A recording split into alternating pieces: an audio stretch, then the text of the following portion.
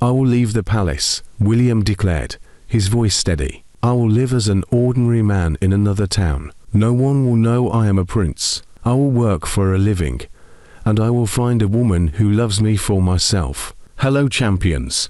Thank you for watching my stories. Please hit the like button and leave a comment below. And please don't forget to subscribe to my channel. The Grand Palace of Eldoria was a sight to behold. Its towering spires glistened under the golden rays of the afternoon sun, while lush gardens filled with exotic flowers stretched as far as the eye could see. Inside the palace, the air buzzed with excitement. Servants rushed to and fro, preparing for the grand feast in honor of King Edward's 60th birthday. Among the laughter and chatter in the grand hall, Prince William sat in a corner, his face calm but thoughtful. At 30, William was a striking figure, tall and handsome, with piercing blue eyes that reflected both intelligence and strength. Yet, despite his noble appearance, he was known for his humility and deep sense of justice. He was known as a man of the people. He had regards for every human being, be it a king or a poor man. His love towards his people was what he didn't play with. He made sure that everyone around him was happy, but inside him he wanted more. He wanted a calm, resilient and ambitious queen, a woman who would be fit to stand by his side as his queen. "William, my son," boomed King Edward, striding across the room in his regal robes. "Why do you sit here brooding on such a joyous day? Come, join the celebration." William rose, bowing slightly to his father. "I am not brooding, father. I was simply lost in thought," William said and smiled. The king gave him a scrutinizing look. "Lost in thought about what, if I may ask?" "About my future," William replied, his tone serious. "Father, I know it is time for me to marry. I know the people of Eldoria expect their future king to have a queen by his side, but I have a request." King Edward raised an eyebrow.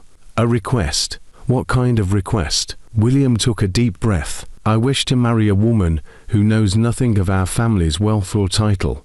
A woman who loves me for who I am, not for what I am." The room fell silent as the king processed his son's words. Nearby, Queen Margaret, William's mother, set down her goblet and walked over to them. Her kind eyes narrowed in concern. "William, why such an unusual request?" she asked. "There are many noble women in the kingdom who would make excellent queens." "I do not doubt that, mother," William said, "but I want a wife who will stand by me through all circumstances, a woman whose heart is pure and whose love is genuine. I fear that, if I marry someone who knows of my title, her feelings may be clouded by the crown I wear." The king sighed heavily. "William, this is highly unorthodox. How do you propose to find such a woman?" "I will leave the palace," William declared, his voice steady. "I will live as an ordinary man in another town. No one will know I am a prince. I will work for a living, and I will find a woman who loves me for myself." Both the king and queen stared at him, astonished. "Leave the palace," Queen Margaret exclaimed. "William, you have never lived a day outside these walls. Do you know what you are asking for?" "I do, mother," he said gently, "and it is the only way I can be sure of finding true love." King Edward rubbed his temples, his face troubled. "This is madness, William, but I can see you are determined. Very well. If this is truly what you want, I will not stop you. But know this, the road you are choosing will not be easy." "I understand, father," William said.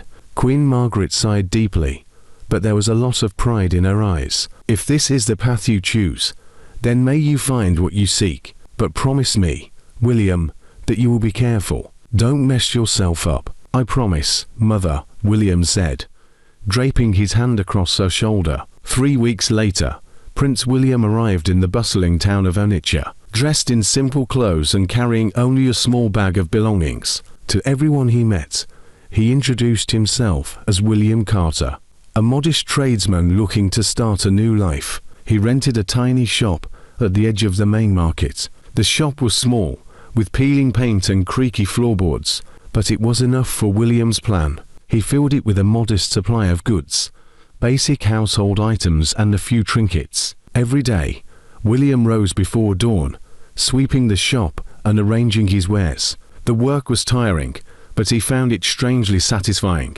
It gave him a glimpse into the lives of the people he hoped to one day rule. At first, his business was slow. Most customers glanced at his humble shop and moved on to the larger, more luxurious stores nearby. But William was patient, greeting each passerby with a warm smile and a kind word. Gradually, his sincerity began to attract attention. Not all attention, however, was genuine. The market at Onitsha was alive with activity. The chatter of merchants and customers, blending with the calls of street vendors selling roasted nuts and fresh fruit, picking pockets wandering around with great speed. William, now known to everyone as William Carter, had begun to attract regular customers to his small shop. His kind demeanor and unassuming nature made him stand out in a market often ruled by aggressive sales tactics. Among his customers was a young woman named Clara.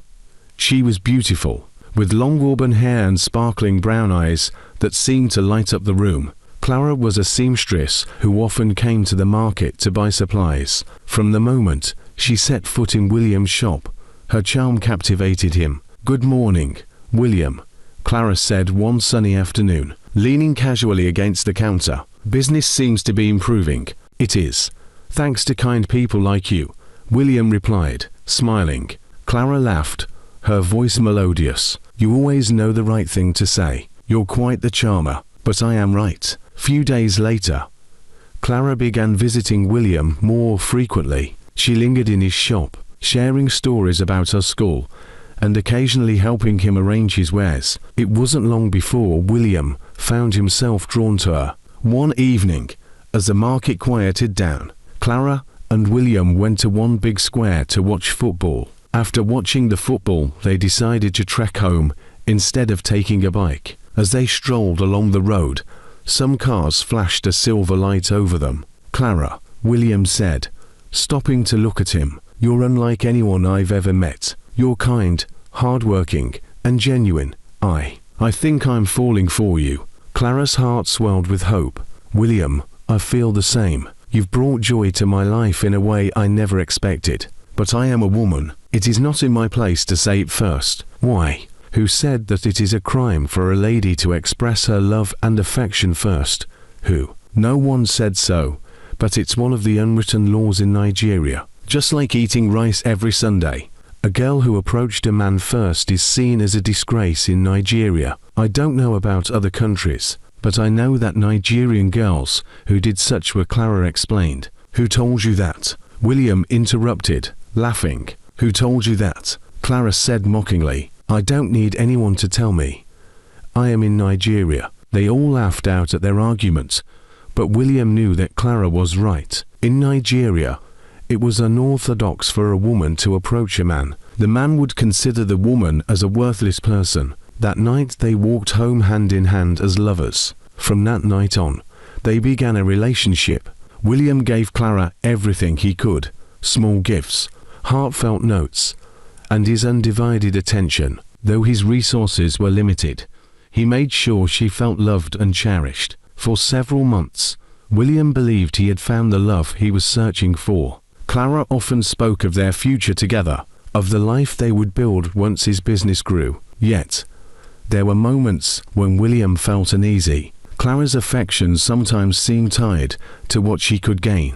One day, William decided to surprise Clara with flowers, even though it meant using what little he had saved. As he walked toward her shop, he spotted her in front of another person's shop. She was laughing with another man, a wealthy merchant known for his flashy clothes and extravagant lifestyle. Curious, William lingered in the shadows, watching as the man handed Clara a small velvet box. She opened it, revealing a glittering necklace. Her delighted laugh cut through the air. "That's beautiful," Clara exclaimed, throwing her arms around the man's neck. William's heart sank. Summoning his courage, he stepped forward.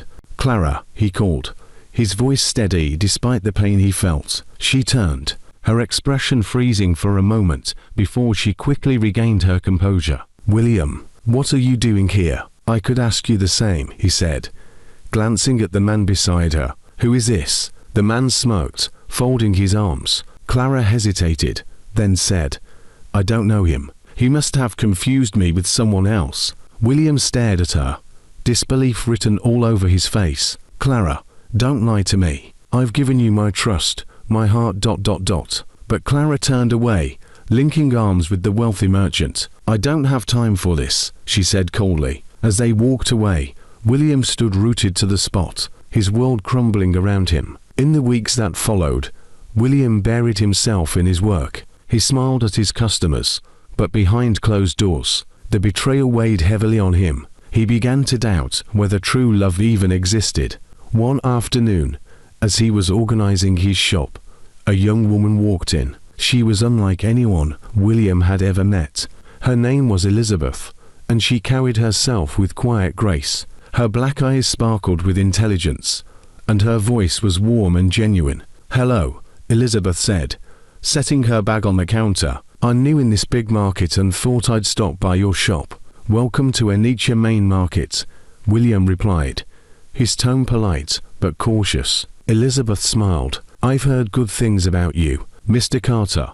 People say you're honest and kind." William chuckled softly. "I will try my best." "But you just said that you are new in this market," William questioned. There's no way she was new in the market, and as well heard so many good things about him. One of them had to be a lie, he reasoned. "I was only joking," Elizabeth chuckled. "My father has a shop at the shopping plaza. We were born and brought up in this market." "All right, you are welcome to my shop, William." Over the next few weeks, Elizabeth became a regular visitor to the shop.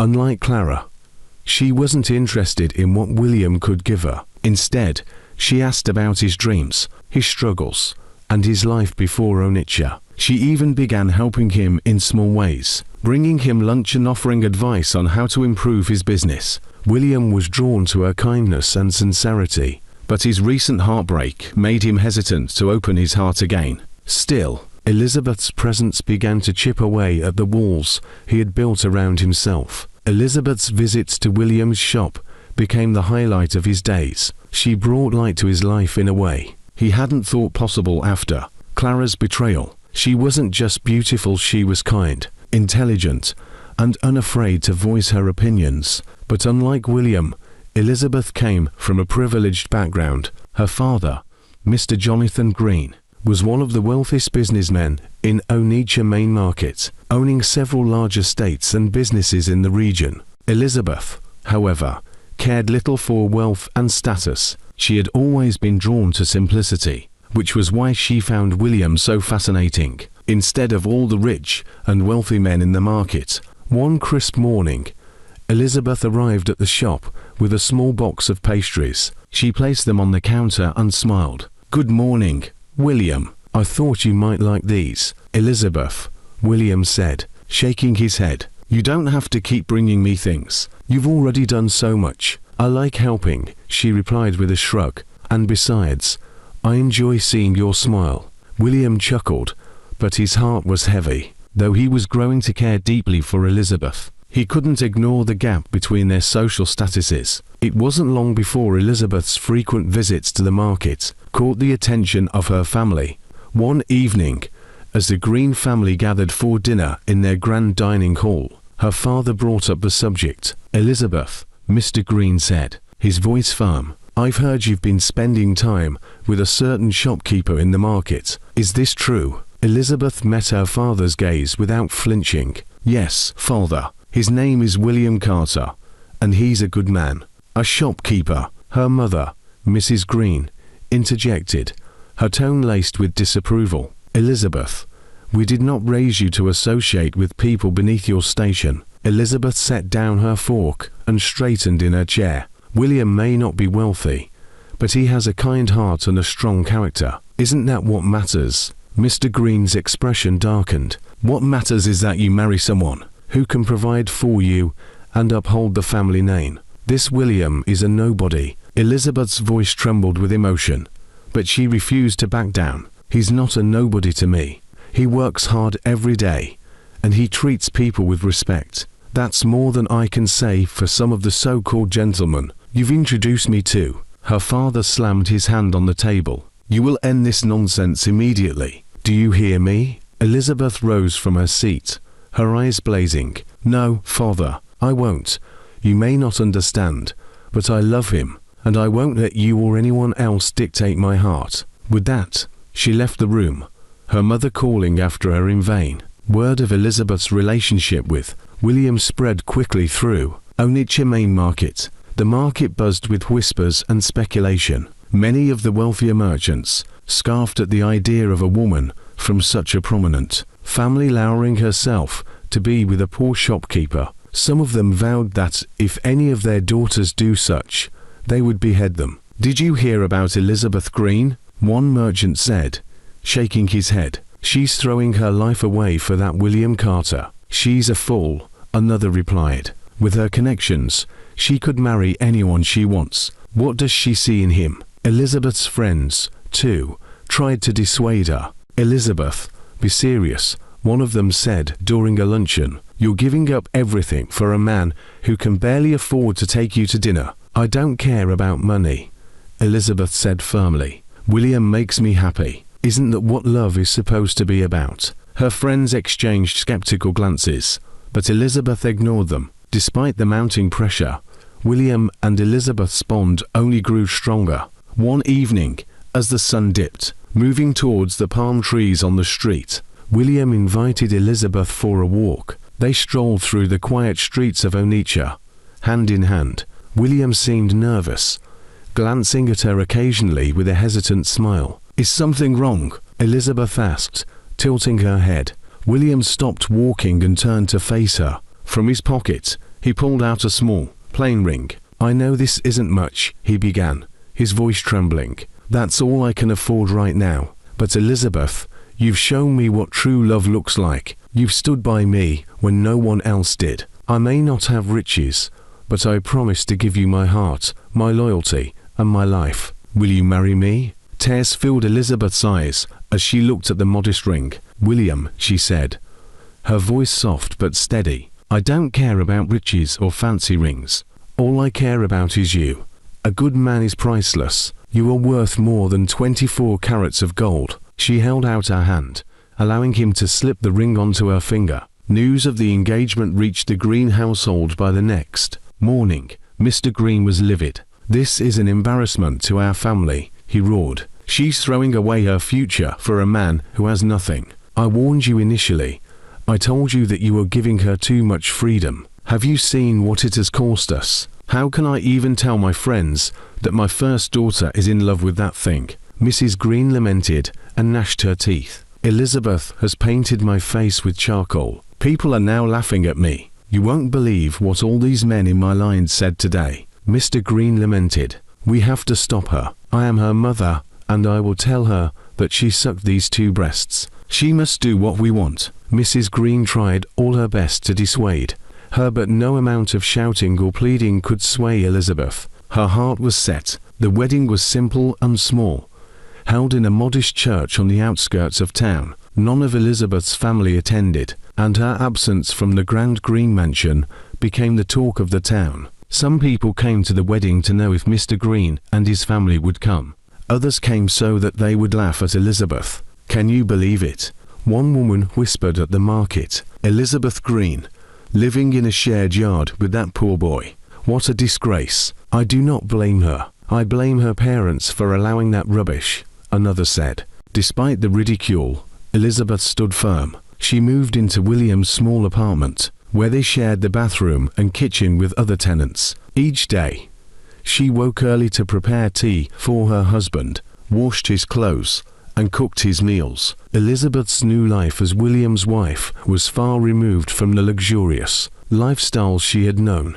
The tiny apartment was cramped and noisy, with neighbors arguing in the corridors and children playing loudly outside. The shared kitchen and bathroom lacked the elegance and privacy of her family's mansion, but Elizabeth never complained. She woke before dawn each morning, preparing tea and a simple breakfast for William. She washed their clothes in a small basin, hung them on a line outside to dry, and cleaned their modest home until it shone. William watched her with a mixture of gratitude and guilt. He knew she had given up everything to be with him, and he worried that she might one day regret her decision. What would she do when she finds out the truth about him? Would she be happy or sad? Perhaps she would be sad because he lied to her, or perhaps she would be happy that she was a queen. Elizabeth, he said one evening as they sat together on their small bed, are you truly happy? You've left so much behind to live like this. Elizabeth placed a hand on his cheek, her black eyes filled with love. William, happiness isn't about mansions or riches. It's about being with the person who makes your heart feel full, and that's you. I will love you till eternity. What if I am rich? I mean, would you have loved me if I am rich? William, what kind of questions is this? Just answer me, please. Yes, I would have loved you. I love your heart, and I don't think even riches would have changed it. Your heart is pure and immaculate. Your sincerity was what brought us together. Her words eased his worries, but deep down, William knew the truth about his identity.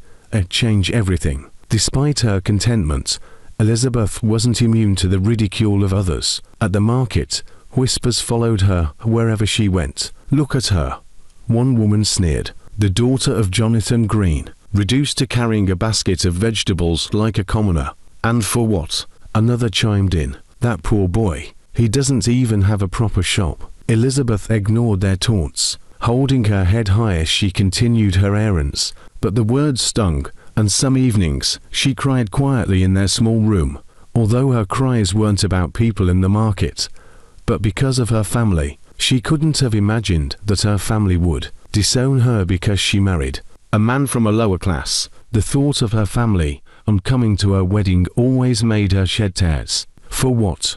Just because she didn't marry their choice, one of the rich men in the markets that treated their wives like maids. William, noticing her red-rimmed eyes, tried to comfort her. You deserve so much more, Elizabeth, he said softly, holding her close. I have all I need, she replied, her voice steady despite her tears. As long as I have you, but you still need them. They are your family. William said family. No, I don't need them. They aren't my family again. They rejected me first. You and your household are now my family. William nodded his head and embraced her tightly. There's love and there's love. Love par love. 2 weeks after their modest wedding, Elizabeth returned home one evening to find William sitting at the table, a solemn expression on his face. On the table before him were 2 passports and an envelope sealed with an elaborate crest. What's this? She asked, setting down her bag. William gestured for her to sit. Taking her hands in his, he said, Elizabeth, there's something I need to tell you. Something I should have told you long ago. Her brow furrowed in concern. What is it, William? He took a deep breath. I haven't been entirely honest about who I am. My real name isn't William Carter. It's William Edward Alexander, and I'm the Crown Prince of Eldoria. For a moment, Elizabeth stared at him, her mind racing. What are you saying? She muttered in total confusion. I left the palace to find someone who would love me for who I am, not for my title or wealth, he explained. I wanted to know what it was like to live as an ordinary man. That's how I found you, Elizabeth. She pulled her hands away, standing abruptly. You single quotes Ray ... a prince, and you didn't tell me. You let me think you were just a shopkeeper this whole time. I'm sorry, he said, standing as well. I didn't mean to deceive you, but I needed to be sure your love was real. Tears filled her eyes as she processed his words. And now, what happens now? William opened the envelope, revealing an official royal letter. The palace is expecting us. My parents know about you, and they're eager to meet the woman who has captured my heart. There we will celebrate our wedding like the royalty that we are. Elizabeth's head spun. The man she had married, the man she had sacrificed everything for, was not who she thought he was. Elizabeth, William said, his voice gentle, I love you. I've loved you from the moment we met, and I'll understand if you're angry or confused, but I want you to know that everything I've said and done has been true. You're the one I've been searching for. The following morning, Elizabeth and William boarded a carriage bound for Eldoria. Elizabeth sat quietly, gazing out the window as the countryside rolled past. William tried to reassure her, but she was lost in her thoughts. When they arrived at the palace gates, Elizabeth's breath caught. The grandeur of the towering spires and sprawling gardens was overwhelming. Servants in fine livery rushed to greet them. bowing deeply as William stepped out of the carriage. "Welcome home, Your Highness," one of them said. William turned to help Elizabeth out of the carriage. Her hands trembled as she took his. Inside, King Edward and Queen Margaret awaited them in the Grand Hall. The king was a formidable figure, his presence commanding, while the Queen's kind eyes softened the room. "Father, Mother," William said, bowing slightly, "this is Elizabeth, my wife." Elizabeth curtsied, her voice so sweet and calm, "Your Majesties." The Queen stepped forward, taking Elizabeth's hands. "Welcome, my dear. William has spoken so highly of you." The king, though initially stern, gave a nod of approval. "If you've earned my son's love, then you're welcome in this family." Elizabeth's heart swelled with relief. Despite the overwhelming circumstances, she realized that her love for William hadn't changed. The news of Elizabeth's true position as the Queen of Eldoria spread like wildfire, eventually reaching her family. Jonathan Green, Elizabeth's father, who had disowned her for marrying a poor boy, was sitting in his study when a messenger from the palace arrived. The man handed him an elegantly embossed letter bearing the royal seal. Jonathan frowned, confused, as he opened it. The letter was short but impactful. "Dear Mr. Green, you are cordially invited to the Palace of Eldoria to meet with His Royal Highness, King William, and Her Royal Majesty, Queen Elizabeth." Signed, the Royal Chamberlain. Jonathan's hands trembled. "Queen Elizabeth, what is this nonsense?" he muttered. But as he read further, the realization began to dawn. The man his daughter had married, the one he had dismissed as a pauper, was not only wealthy but royalty. His heart sank as he remembered the cruel words he had spoken to Elizabeth. Despite his pride, Jonathan couldn't resist the invitation. He, his wife, and Elizabeth's siblings set out for the palace, their carriage winding through the dusty road. The grandeur of the palace gates left them speechless. When they were ushered into the Grand Hall, they found Elizabeth and William waiting for them. Elizabeth wore a regal gown, her crown glinting under the light, but her expression was soft, her eyes full of emotion. "Father, Mother," Elizabeth said, her voice steady yet warm, "welcome to Eldoria." Her mother burst into tears, rushing forward to embrace her. "Oh, Elizabeth, look at you, you're a queen." Jonathan, however, stood frozen, his gaze fixed on William. You're the prince," he stammered. "Yes, I am," William replied calmly. "But when I met Elizabeth, I was only a man looking for true love, and I found it in her." Jonathan's face turned red as the weight of his mistakes pressed down on him. He cleared his throat awkwardly. I didn't know. If I had, you would have treated us differently." Elizabeth interjected gently. "Father, I didn't marry William because of his wealth or title. I married him because he loved me and respected me for who I am." Her words struck Jonathan like a blow. He realized how shallow his judgment had been. "Elizabeth, I was wrong. I let my pride and ambition blind me to what truly matters. Can you ever forgive me?" Elizabeth stepped forward, her eyes softening.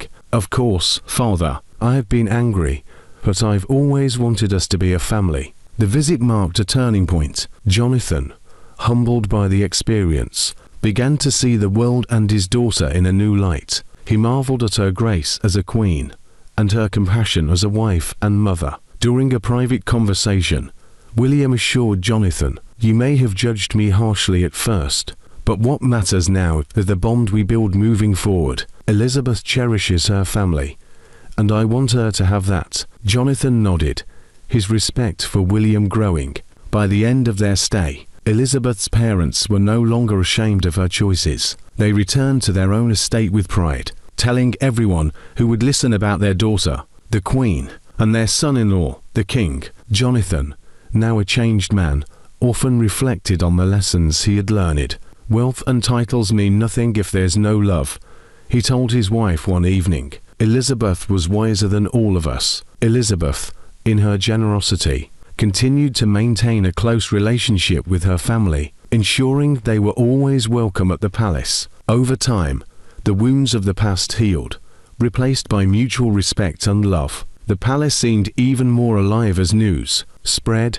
Queen Elizabeth was expecting her first child. The announcement brought joy to the people of Eldoria, who celebrated in the streets with music, dancing, and feasts. For Elizabeth and William, it was a new chapter in their lives, a chance to create a family built on love and unity. The months leading up to the birth were filled with excitement and anticipation. William was a doting husband, always ensuring Elizabeth was comfortable and happy. He often joked about how their child might inherit Elizabeth's fiery determination or his stubborn streak. "Let's hope they don't get both," Elizabeth teased one evening as they sat together by the fireplace.